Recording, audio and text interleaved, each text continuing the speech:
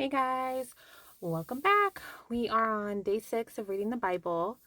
Before we get started on the next couple chapters, I wanted to let you guys know that I did get some more clarification on what's been going on so far.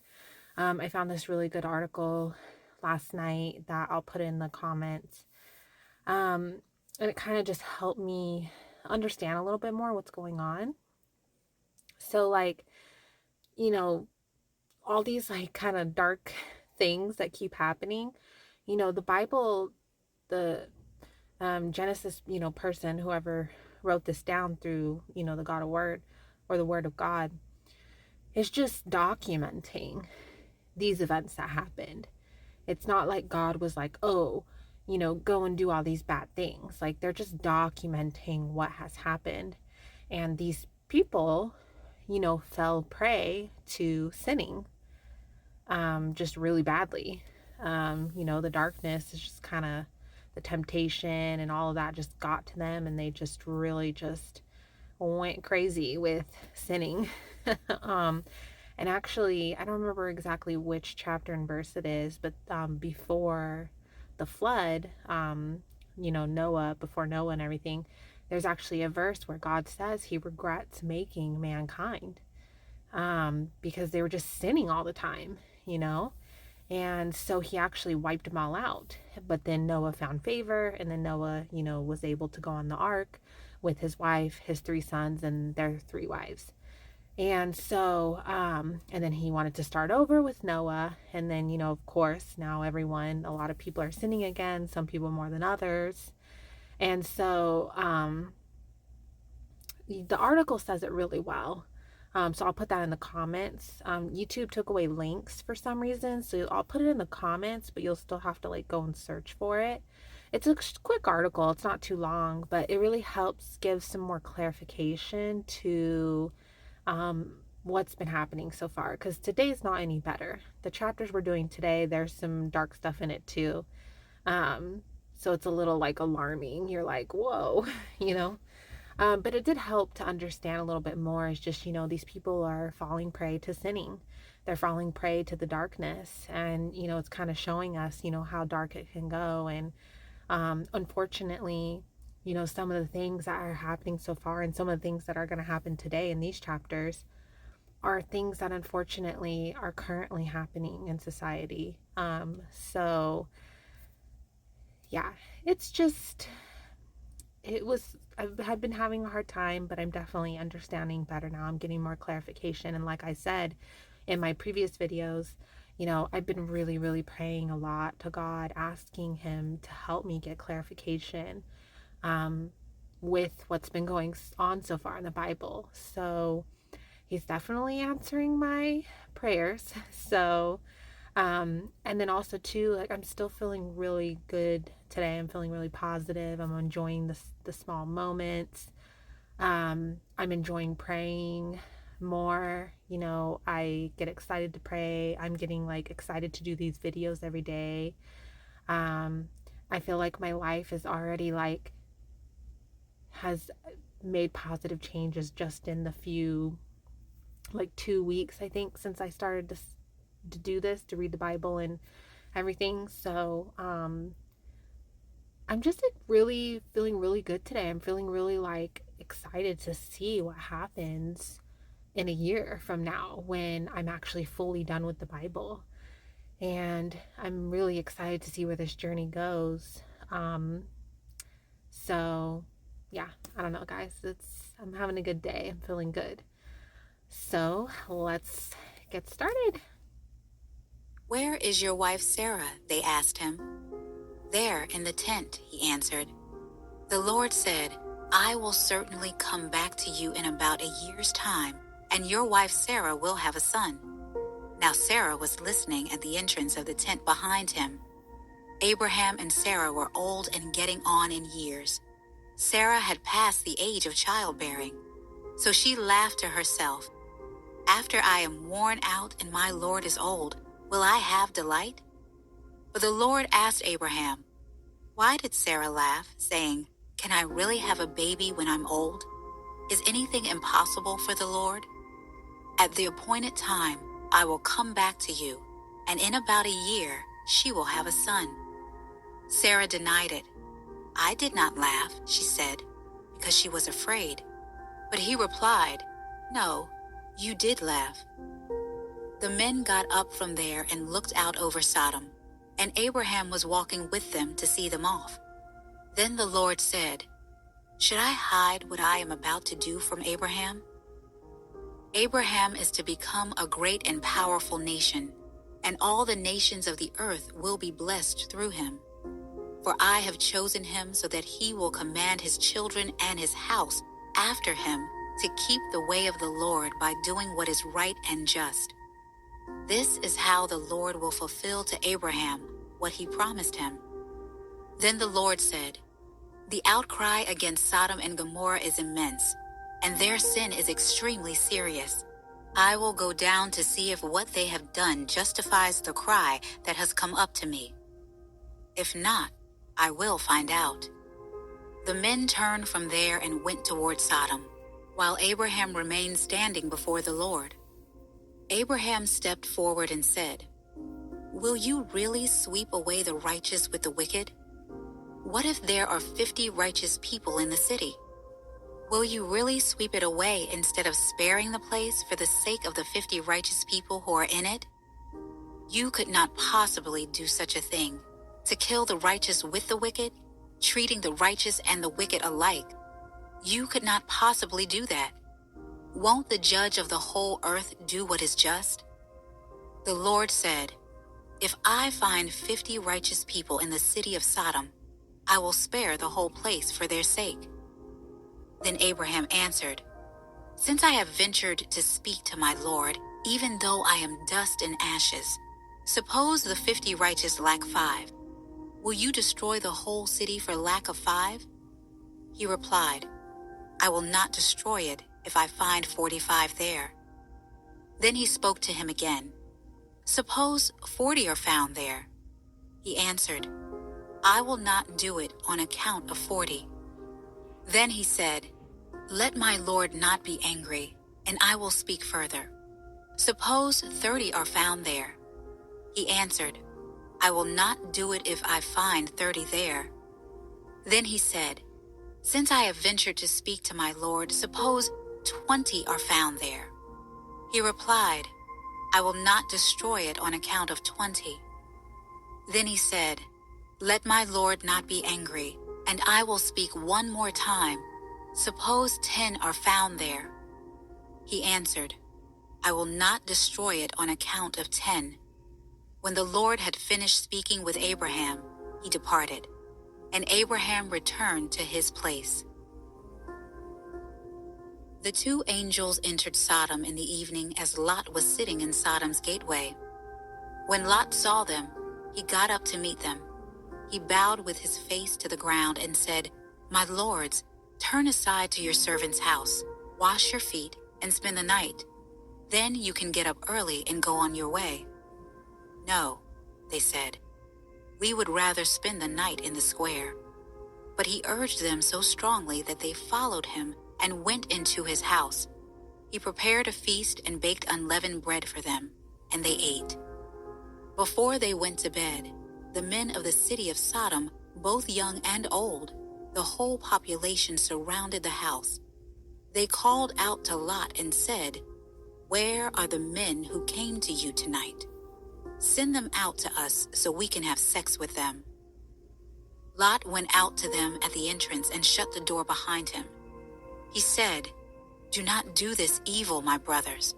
Look, I've got 2 daughters who haven't been intimate with a man. I'll bring them out to you, and you can do whatever you want to them. However, don't do anything to these men, because they have come under the protection of my roof." "Get out of the way," they said, adding, "This one came here as an alien, but he's acting like a judge. Now we'll do more harm to you than to them." They put pressure on Lot and came up to break down the door. But the angels reached out, brought Lot into the house with them, and shut the door. They struck the men who were at the entrance of the house, both young and old, with blindness, so that they were unable to find the entrance. Then the angel said to Lot, "Do you have anyone else here, a son-in-law, your sons and daughters, or anyone else in the city who belongs to you? Get them out of this place, for we are about to destroy this place because the outcry against its people is so great before the Lord that the Lord has sent us to destroy it." So Lot went out and So this is kind of similar to, the flood that happened before Noah and the ark, but it was like the whole earth. And here it's a specific place that he's going to wipe out because they're sinning so bad.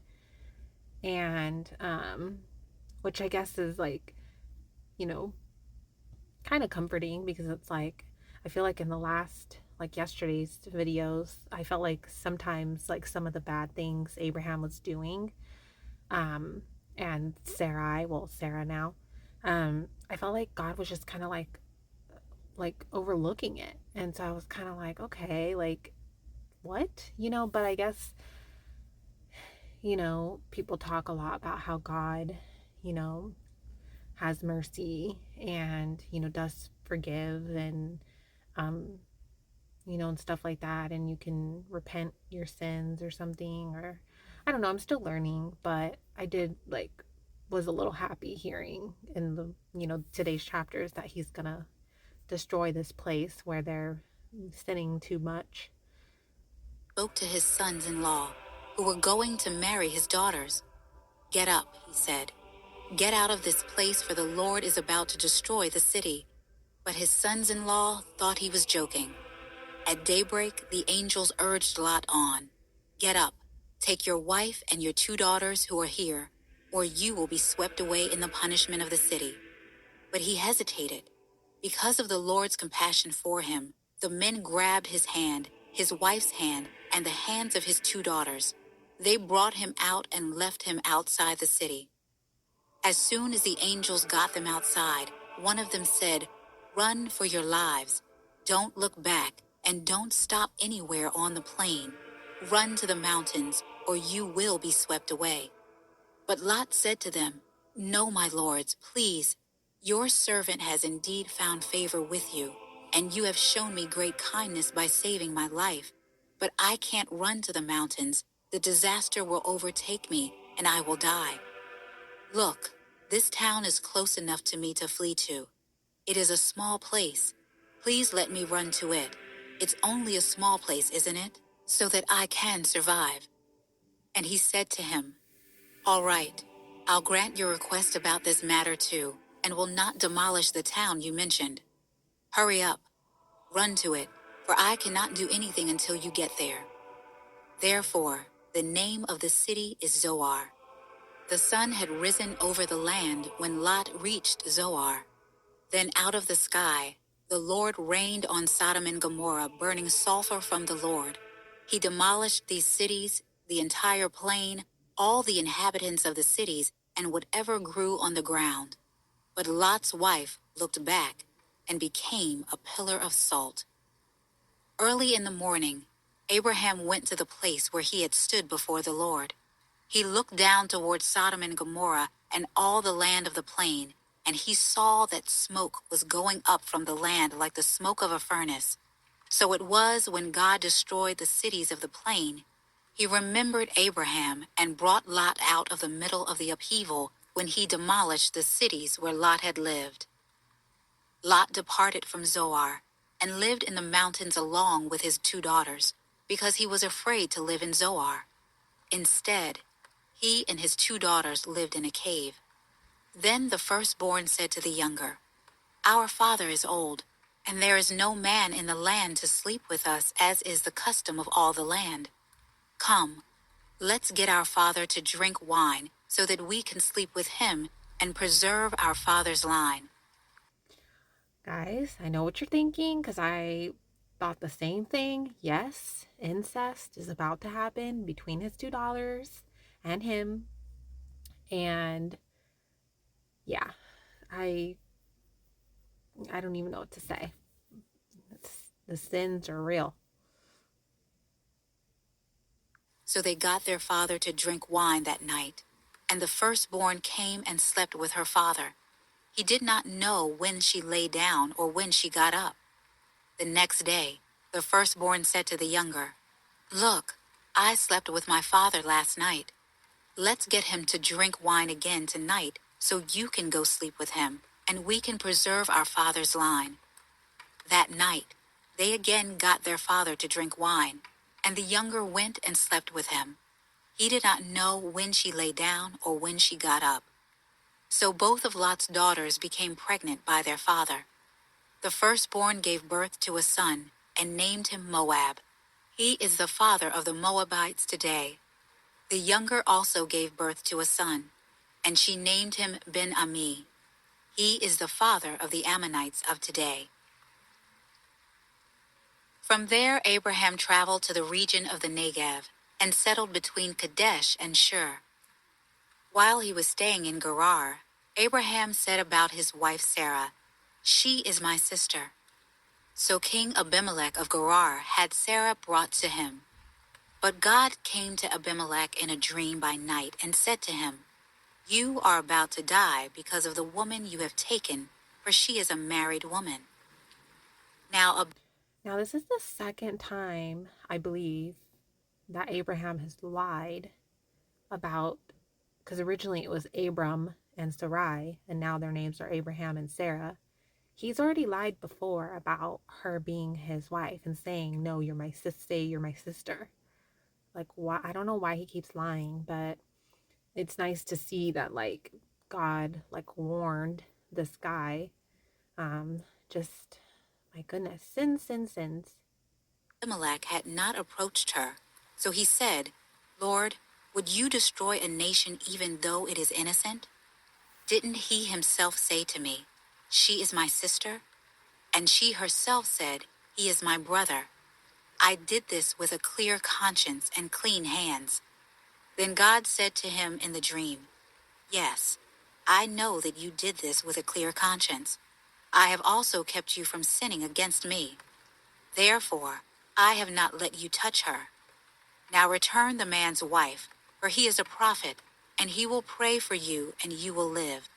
But if you do not return her, know that you will certainly die, you and all who are yours."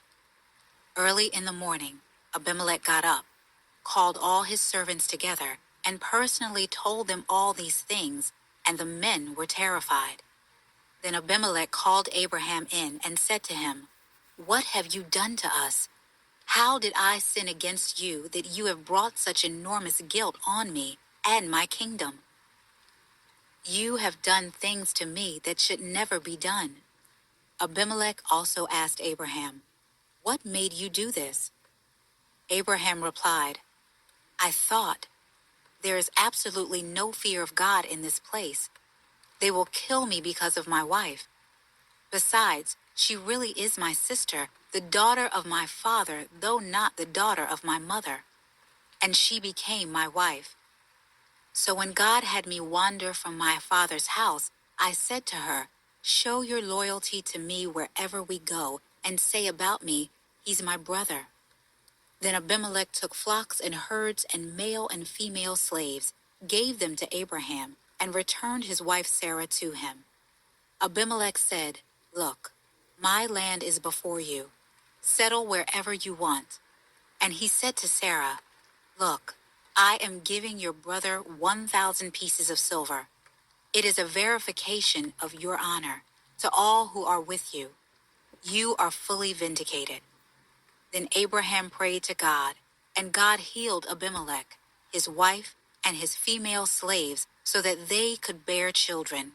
For the Lord had completely closed all the wombs in Abimelech's household on account of Sarah, Abraham's wife.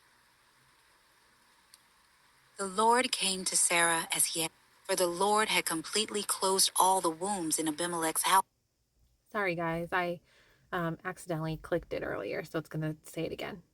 household on account of Sarah, Abraham's wife. The Lord came to Sarah as he had said, and the Lord did for Sarah what he had promised. Sarah became pregnant and bore a son to Abraham in his old age, at the appointed time God had told him. Abraham named his son who was born to him, the one Sarah bore to him, Isaac. What I find interesting is these siblings, because obviously we didn't know until now that Abraham and Sarah were technically half siblings. And then Lot, and his daughters um, were father and daughters. And then the two girls had children. And it makes me just like, I have a thought in my head, like, are these children okay? Like, because, we know nowadays that, having that kind of relation, has the possibility of the children, having abnormalities and deformities. So I just a thought I have, but they haven't mentioned anything. So I guess, I don't know, guys. When his son Isaac was 8 days old, Abraham circumcised him, as God had commanded him. Abraham was 100 years old when his son Isaac was born to him. Sarah said, God has made me laugh, and everyone who hears will laugh with me. She also said, who would have told Abraham that Sarah would nurse children? Yet I have borne a son for him in his old age. The child grew and was weaned, and Abraham held a great feast on the day Isaac was weaned. But Sarah saw the son mocking, the one Hagar the Egyptian had borne to Abraham. So he said to Abraham, drive out this slave with her son, for the son of this slave will not be a co-heir with my son Isaac. This was very distressing to Abraham because of his son. But God said to Abraham, do not be distressed about the boy and about your slave. Whatever Sarah says to you, listen to her, because your offspring will be traced through Isaac. And I will also make a nation of the slave's son because he is your offspring. Early in the morning, Abraham. And that also right there got me. Like, why is God telling Abraham to listen to Sarah? I mean, to put it frankly, she's being a bitch. Like, I just, I don't know. I just, like, I'm like, I feel like I got some clarification last night. And then, like, now I'm like, okay, I need more clarification. So, I'm definitely going to keep praying for that because I really just, Genesis so far has not been very, like, enlightening and nice to the full Bible. But, obviously, I'm not going to give up. I promised myself that I would give the entire Bible a try before I make any decisions on how I feel, ultimately about being like religious, possibly being Christian and God and everything. So I'm going to, really commit to the full year of reading the Bible. So, and also too, if you're, watching these videos with me, I know that I'm doing a video a day because that's how the plan on Dwell has it. Dwell's the app here that you see where it's having reading the Bible for me, and it breaks it up in a plan for 365 days where it does a few chapters each day. And these videos are recordings, so like if you can't do a video a day like I'm doing, that's fine. Just do it at your own speed. But I definitely recommend joining me because I don't know. I just think it would be nice to uh, have some other people's thoughts that are also struggling like me. I don't know. All right, guys, let's keep going. Got up, took bread and a water skin, put them on Hagar's shoulders, and sent her and the boy away. She left and wandered in the wilderness of Beersheba. When the water in the skin was gone, she left the boy under one of the bushes and went and sat at a distance, about a bow shot away, for she said, I can't bear to watch the boy die. While she sat at a distance, she wept loudly. God heard the boy crying. And the angel of God called to Hagar from heaven and said to her, "What's wrong, Hagar? Don't be afraid, for God has heard the boy crying from the place where he is. Get up, help the boy up, and grasp his hand, for I will make him a great nation." Then God opened her eyes, and she saw a well. So she went and filled the water skin and gave the boy a drink. God was with the boy, and he grew. He settled in the wilderness and became an archer. He settled in the wilderness of Paran, and his mother got a wife for him from the land of Egypt. Okay, guys, that was the end of those chapters today. I know it's like another mind trip. I think I'm gonna still do, still keep praying to God for more clarification on these chapters, and then also to, you know, I kind of like Google stuff once in a while, and read different articles to see if I can get some help, because there's people that are way further ahead in their, religious journey in the Bible, and they've read it multiple times and studied these chapters and verses. So, they have a lot more understanding than I do. This is my first time. I'm just barely diving into this. So, it's helpful to read their perspectives, and it kind of helps bring, some clarification. And like I said, I'm going to put the article I found last night that helped me a little bit in the comments. You'll just have to search it in Google. And so we're just going to keep going and see where the wind takes us.